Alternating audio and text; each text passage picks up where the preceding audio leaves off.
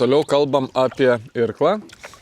Tai irklas mes ir nuomoje, ir šiaip dažniau naudodavom tempa irklus, nes tempa irklai jau yra koviniai. Jau ten, kad jį sulaužyti arba sugadinti, turi labai pasistengti. Ten per 15 metų, kiek mes jūs nuomojam, gal ilgiau, tai gal ten keli variantai buvo.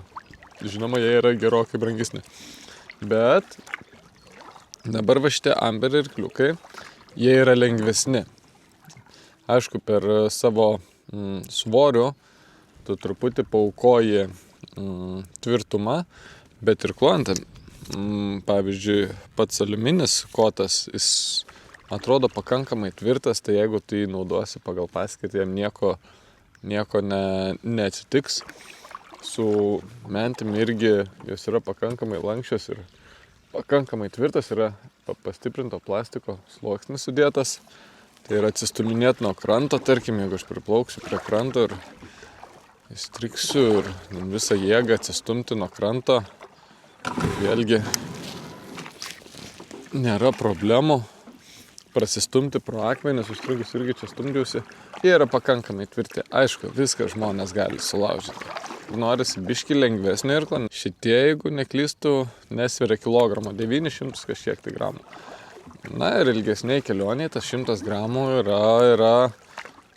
yra malonu, yra lengvesnis irklas.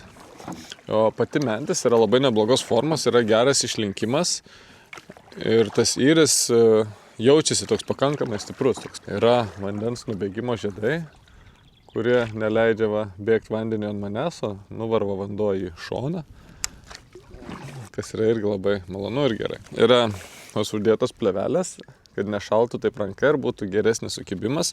Laikytų už aliuminio yra visą laiką šalta. Tas užtraukia šitą plėvelę, jinai yra šilta, ypač jeigu ant saulės dar juodai jinai kaista ir neslysta. Ir malonu ją yra laikyti. Pilnai tiks ir asmeniniam naudojimui ir manau, kad pilnai tiks ir nuomos kompanijom, jeigu norit tokio patikimo, lengvo irklo.